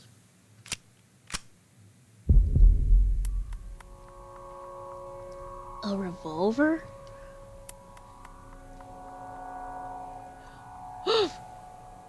With a single fluid motion, the man lifted up the gun and pointed it in the girl's direction. He was aiming right for her head. Huh? The girl had noticed the man with the cane now. Seeing the gun pointed right at her, she froze in fear. Achi didn't hesitate. Breaking into a full run, he tackled the gunman with all his might. Caught off guard, the man sprawled to the pavement. But the would-be assassin kept hold of his weapon and quickly scrabbled back to his feet. Achi knew he had to act fast. He grabbed the ashen-faced girl by the arm and attempted to drag her away. "This way," he shouted.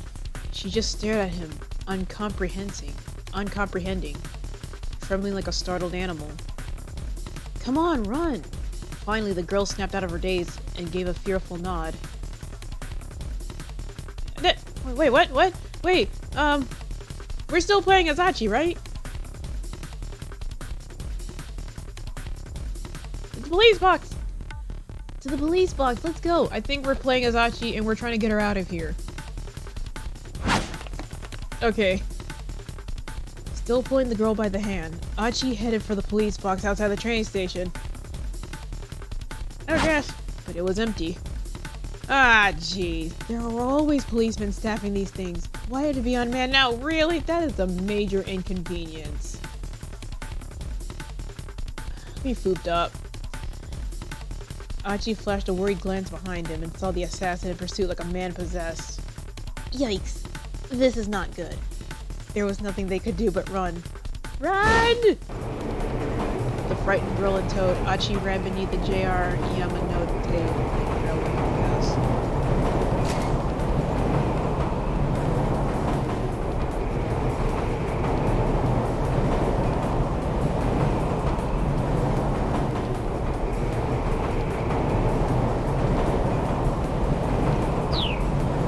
Don't worry, just trust me, He told her.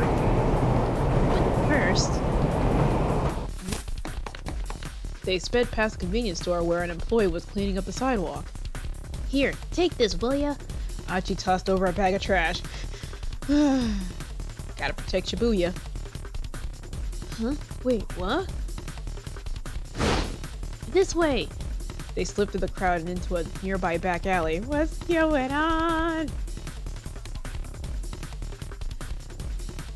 But this way's a dead end, The girl said, breathlessly. like I said, just trust me. Oh, jeez! Stopping abruptly, Achi kicked down a wooden plank covering a gap between two buildings, clearing a space that a person could fit through. Of course, he knows this. See? We can get away through here and in you go. But the girl just stood there looking terrified. What's the matter? Achi said. Come on, we gotta hurry. But I... She looked at him as if he too was about to pull a gun on her. He could hardly blame her. After all, he was just some random guy who had turned up out of nowhere. But this was no time for dawdling. The man with the cane appeared in the end of the alley. Oh no! If they just stood there, he was going to catch them. Okay, sweetheart, hear me out. He said in a rush. The name's Achi Endo. I live in the neighborhood, and I'm not the kind to stand idly by when a girl is being chased by some killer. So please, just trust me and I'll do my best to keep you safe. He hoped the look in his eyes could convince her he was being on the level. After a painfully long moment, the girl nodded her acceptance. Phew. Right, let's start with this. They had paused inside of a normal stack of beverage crates. With a quick shove, Achi knocked the whole pile down, sending it cascading across the pursuer's path. Now that was a close call. The man with the cane was floundering, struggling to get past the falling crates. My bad, man. Achi called out. Mind cleaning that up for me? The man scowled back at them and fumbled for his gun. Achi flashed him a wave goodbye, then slipped away between the buildings with the girl.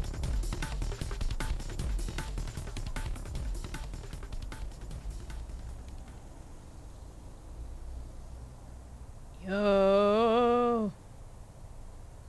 Hurrying down a narrow alley, they emerged into a side street lined with dive bars and clubs.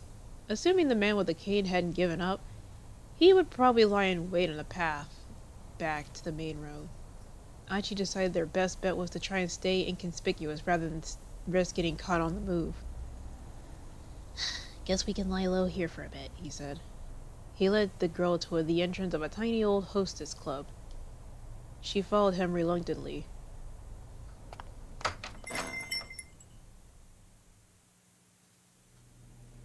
Achi flicked a switch inside the front door and a chintzy chandelier glowed to life. He sat the girl down on the small sofa beside the counter. She gave him a worried look.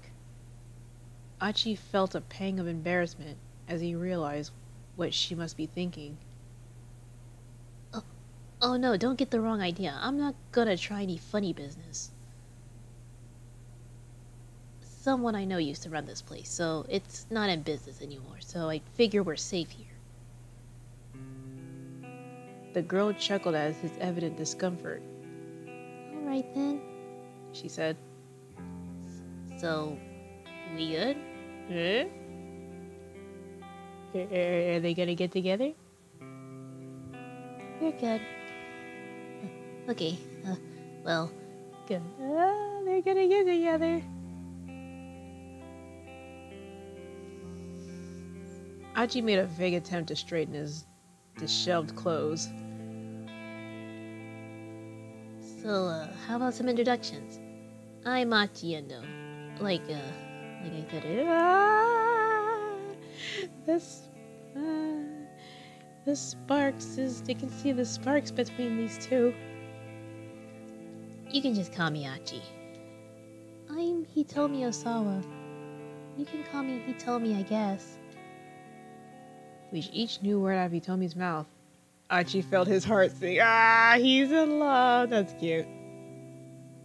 That's nice. This kind of reminds me of Junpei and Akane, kind of. She was charming, personable. Just about everything about her was captivating. Achi had never met another girl like her. Achi? Blah. Is something the matter?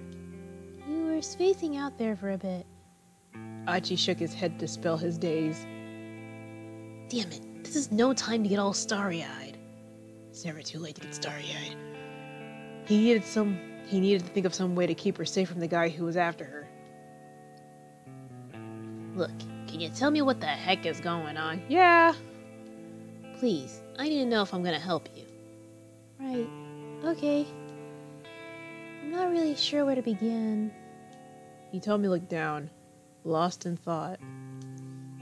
Apparently hers was a long story. Alright. She said at last. I guess I'll just explain things as they happen. Wait, hold up. Could you keep it as simple as you can? I mean, I'm not really the sharpest tool in the shed. Oh boy. Complicated explanations ain't exactly my strong suit. Okay, Hitomi chuckled. I'll try my best. She got comfortable and then started her story.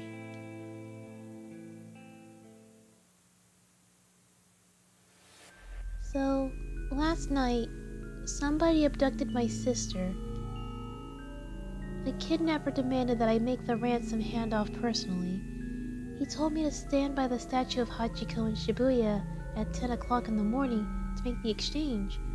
So I did. Whoa, whoa, whoa, whoa, whoa, whoa, whoa.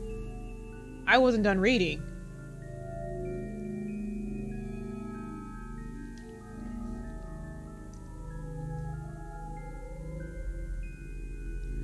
Whoa, I'm sorry. Hold up a sec. Achi had suddenly lost the thread of the conversation. Could you say that again, but like, simpler? How can you make my sister got kidnapped any simpler? Like, how do you simplify that? Huh? Sure. I'm just having trouble following is all. What the heck? I mean, Is this the plot to some movie or soap opera or some visual novel? No, that's not. Or some kind of hidden camera show? This is real. This really happened. Warning, there was a warning at the beginning saying that this thing is entirely fictional. So, any coincidence that happened in real life are coincidental. Just want to throw that out there. The look in Hitomi's eyes was dead serious. She's gotta be telling the truth. What would be the point of lying? Unless she's the mastermind. I don't know. She could be innocent.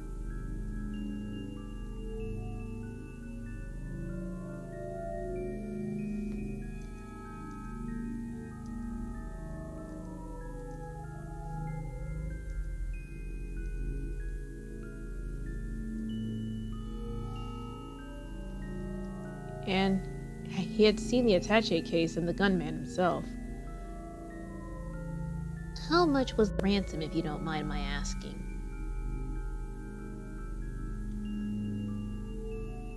Hitomi hesitated. 50 million yen, She said after a moment. Achi gave a whistle of amazement. I can't whistle, sorry.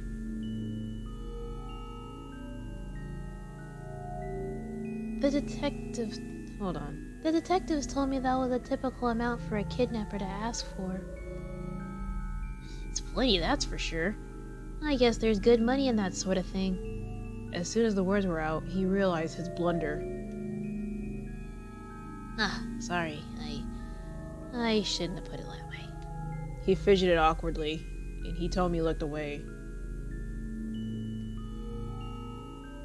I'm an idiot, but okay, I think I get this kidnapping thing. So I'm guessing those guys who chased the guy who took the ransom were undercover cops. He replayed the scene in his head. But then,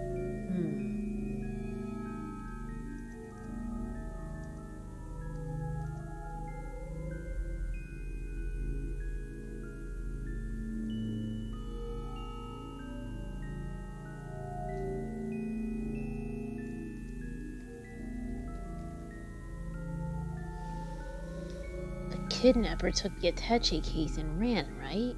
So if you were empty-handed, why'd that guy with the cane come after you? I'm honestly not sure.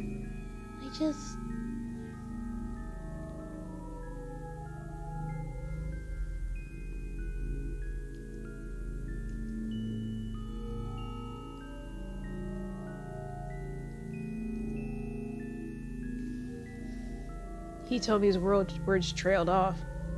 This was clearly difficult for her to talk about.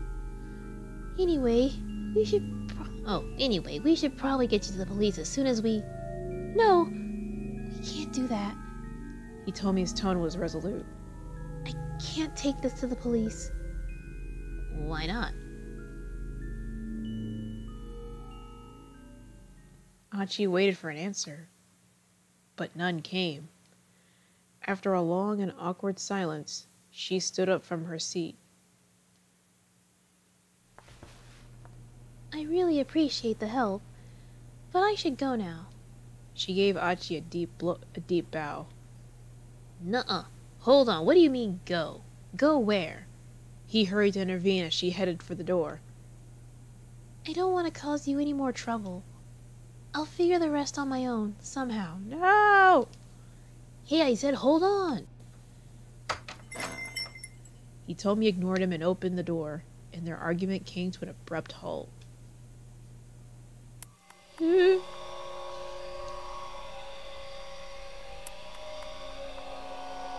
Oh no.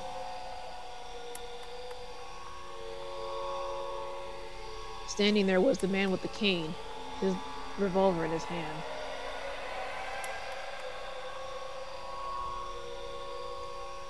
Not again.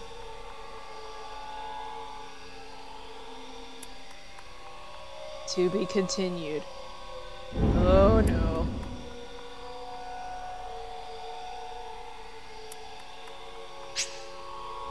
Achiendo's 10 o'clock story ends here. However, Shinya Kano still has more to do. Read along further in Kano's story. Right, because we made a different decision, right?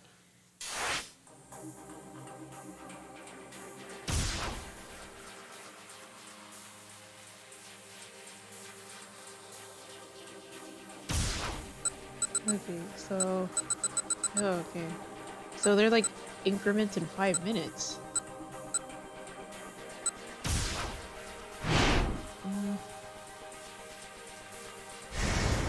Alright.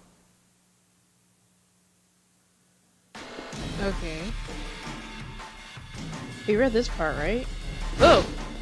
Whoa! This is different! This is different! The man shot out onto a major thoroughfare, then bolted up a pedestrian bridge. This is new. Just where the heck was this guy heading? Halfway across the bridge, the man stopped abruptly. Cautious, Kano stopped as well. Oh no!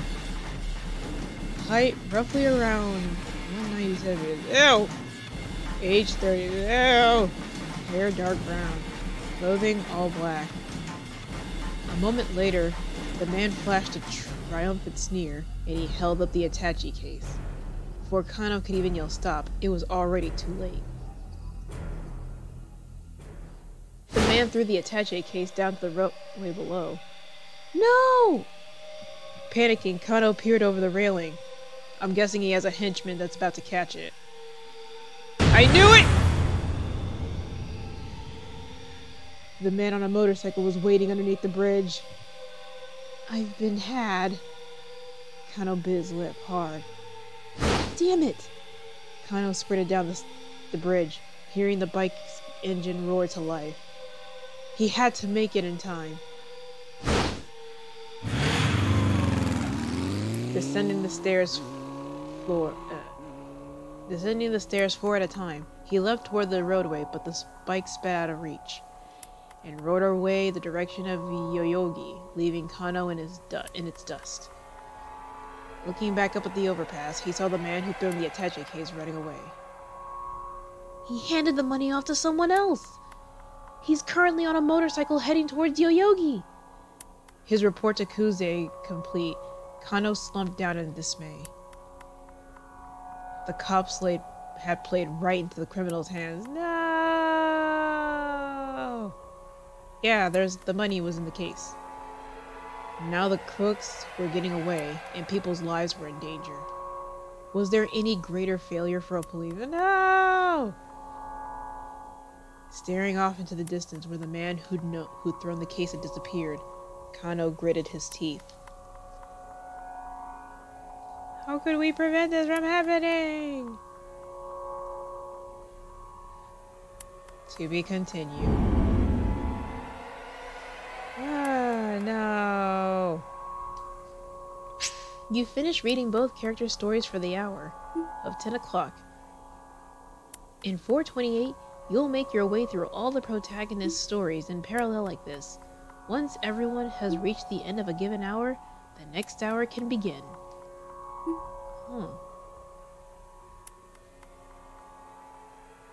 So we just gotta... So we're just giving an hour? Can we stop at the pleasantries? Sir, this is a waste of time. That'll work. It's like totally bogus. What makes dinner with my crimes?